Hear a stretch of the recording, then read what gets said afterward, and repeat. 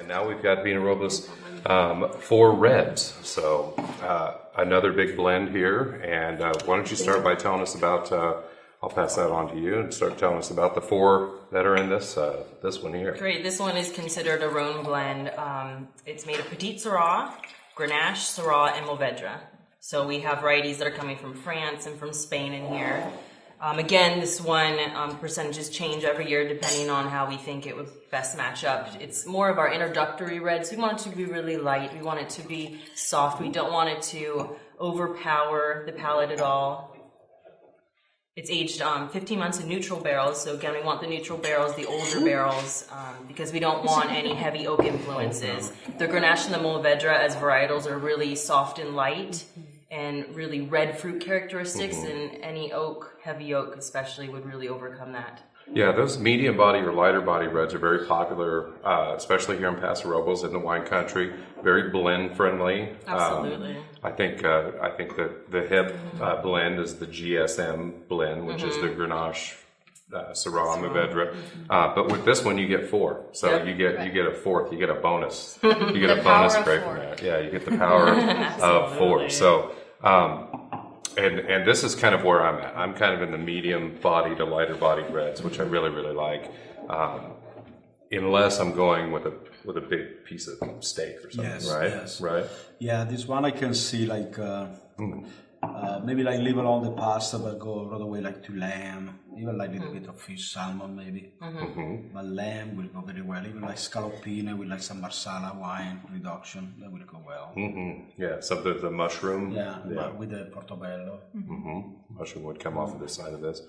Very, very good. Even our salami that we have on the plate over here, is a simple salami made with Barolo wine, the Barolo grapes, and that will go well with this wine, like most of these wines over on the table, the red ones.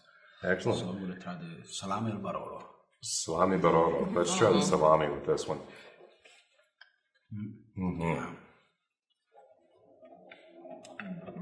That is something else. That is really something else right there. So let's move on. We're getting further down the tasting line now, some of the bigger wines that we're going to get into. Let's pour out the next one across the table here. And this is our Syrah. I want to say Syrah because it's just a couple of E's there, but it's Syrah. Tell us about the origin of this one here. All right, Syrah. So the name is a fanciful name that came from Syrah, the grape variety, and Cuvée. So put those two together, you have Syrah. It is made up of Syrah, 82%, and then the other 18% is Petit Syrah. So it's just the best blend we have. This is from our Cuvée collection, so it's a special selection, the best varieties from our best vineyard blocks we put into this. Excellent, excellent. And I believe we have a Petit Syrah next, which I don't really want to talk too much about Petit Syrah without talking about it, but Petit Syrah is a tricky one, to say the least, right? From what I understand, it was tried in the early days and nobody liked it, so they decided to blend with it. It hasn't really been bottled for maybe, more than 50 years in America, I think. Tell us a little bit about it. What do you think about Petit Syrah as a growing, when you grow it? What are the challenges? Petit Syrah is really susceptible to botrytis. It's a fungus that infects the grapes and will eventually rot it and spoil it, making it unusable. So you really have to be careful. For instance, a couple years back, we had some wet springs, and so that was really challenging.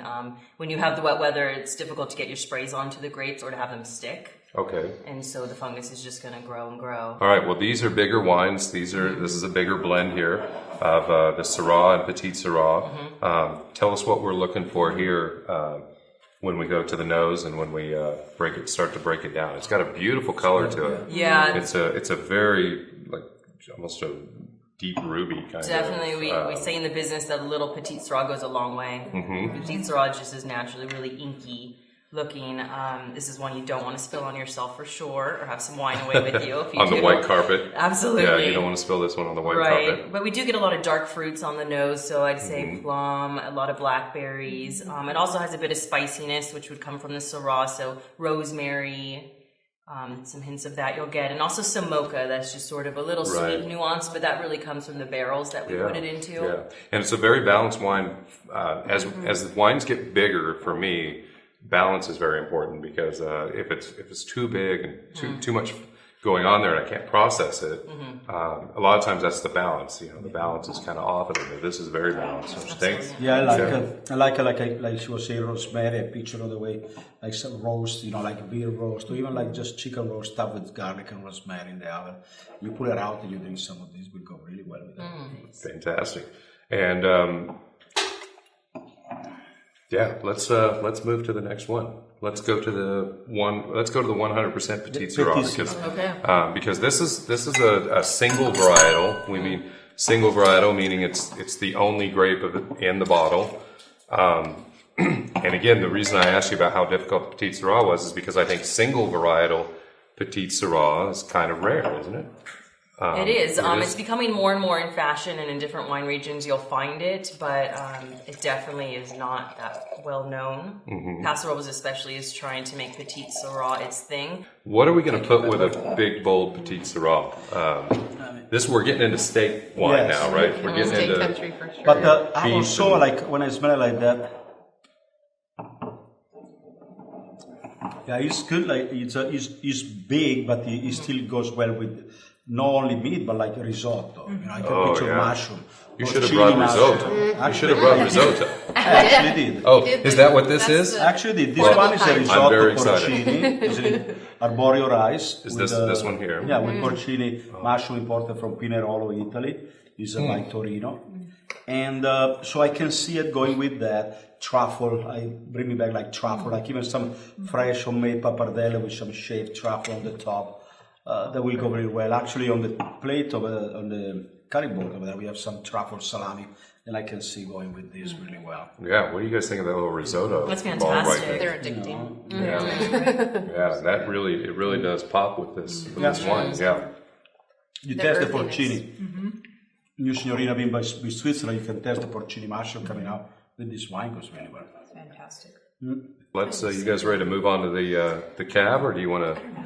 Do you want to milk this one a little bit? Do you want to milk this one a little bit longer? I just like that it has the earthiness that we have the food. Yes. But it's not barnyard on the nose, and I know that's kind of a hard one for some people, but it's just an elegant smell. Like the nose is just elegant, and the food texture just works together, and that's actually I think that's interesting for the people that are watching tonight. When they sit there and they're like, well, I don't know what pairs with this.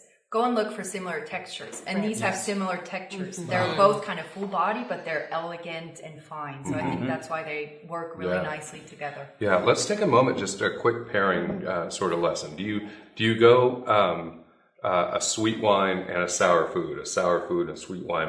I mean that simplifies it obviously, you but can but complement. how do we complement? What are some of the basics? I mean, if you have something like our tortelloni di zucca, which is rich pumpkin ricotta filled tortellonis with mascarpone cream sauce, and you can embrace that and go with the beautiful heavy Chardonnay, which might overpower it, or you can go with something that's going to cut it, like you were saying with the cheese, is something that's going to cut like agave or a lighter Pinot Grigio or something. So it really depends on your style, which is so great about wine. It's subjective to what you like, right? And so if you want to complement it, then you bring something along that's just similar, like this is perfect.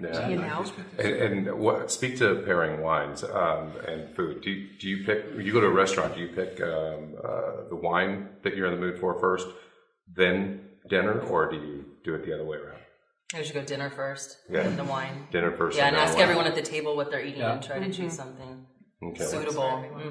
Yes. Or you order 2 bottles if you just can't agree. That's what we usually do. We start with the white, and after we see what we order, Yeah, that's kind of how it is when I'm at the table. Yeah, I have mine, and then everybody else has theirs. So just get a bottle of wine, for the beginning. Very good. Well, let's move on to the Cabernet Sauvignon. We got a great cab here, and this is a great Petite Sirah. We want to encourage people to get out and try Petite Sirah. If it scares you a little bit, we're trying to have you give it a try. This is the 2008 Cabernet Sauvignon. Cabernets and Paso Robles have hold their own against any other Cabernets in the world. The climate, the geography up here. Speak to that a little bit about, this is is this the biggest grape in the world, the number one grape in the world? Is that right? I think it's the most well known. Yeah, between that, Chardonnay, and maybe Merlot. Maybe I think Merlot, is the other yeah. one. Right, so this is 80% Cab, 20% Petit Verdot, so a Bordeaux blend. We blend the two together. We just find it just perfect pairing. And it will change every year, Right. again, depending on how we feel. And 75 to 80% is the threshold for if you're up to, is that right? 75. For varietal. So if one variety is 75%, you can call it 100%. Well, You can, not disclose the other. you don't have to put the other 15%, on there. exactly. So you're right at that level right there, 2080. What does the Petit Verdot add? Because Petit Verdot, if we were lining it up here, would be down there, right? Would it be further down the line as far as big flavors, or it where would would actually come before the Cab. you put it right in here? Yeah, it comes Okay. before the Cab. It's got a bigger mid palate, Okay. so it fills in what the Cabernet lacks in the mid palate. It's lighter, definitely, than the Cabernet. Has more tannin structure, so it finishes with a lot more flavor in your mouth. Okay. So the two together, they just really work well together. Excellent. Well, let's all smell this one and taste this one and see what we're getting here. I like Cabernets that give me blackberry right away. I love blackberries. This is good stuff. It's not Yeah. super tannic. It doesn't have that pucker at the end that Right. Again, with I the don't balance. care for. Yeah. Again, I think with the balance, right? Very balanced. And that's one thing we've noticed here. The balance across the board has been, it's balanced, for lack of a better word. Absolutely. And our wines you can cellar, you can hold on to it and open later, and it will be just as good, but they're Right. definitely made to drink right now if you Right. want them to. Yeah. We mentioned that with the whites, just go for it. 2010, it's ready to go. Do you recommend holding on to cabs? Well, the Cab, this one is a 2008, so we've held on to it for you. Right. We've done the cellaring for you. Excellent. I can see also buco over here. Not only veal, also buco, but even like a pork shank over here with nice aromatic Heartier vegetables. dishes. Yeah, I can see this Right. with some soft polenta over there, some nice spinach. Oh man, this is good. Yeah. I always think of Cab with, the red sauces, and you can do the red sauces, any kind of marinara. What is marinara? That's a good question. I don't know. You tell me. Wow. Marinara. Did somebody I'm glad we make have that some people listen to this because Yes. marinara actually in Italy it is the name for a seafood. Really? A seafood Okay. sauce. Okay. And in the States, they start using marinara for tomato sauce. And me being a chef, I like to clarify this. So the marinara is a seafood, like for seafood pasta, you say, linguine alla marinara. So you have a seafood, tomato sauce, and like that. So tomato sauce. So we Salsa pomodoro. we took that idea in America Yes. and messed it up. Kind of like pizza. Yeah, pizza, you did a fantastic job with that. I mean, it's what we most sell in America. Not everyone's pizza is fantastic. Right, You know this. right, yeah. But no, marinara. But I was going with able to some red clarify. sauce. Yeah, Right, some yes. red sauce. Oh yeah, Hearty so this tomato will sauce. go well. Yeah, Yes. yeah. Excellent. Excellent. Even like red sauce with some meat, like we do a pasta, like a fettuccine del buon gustaio, buona tavola, and we put inside like 5 different cuts of meat, and I can go with this. We put some juniper in there, juniper berry, to marinate with the meat when we cook it. This will go really well.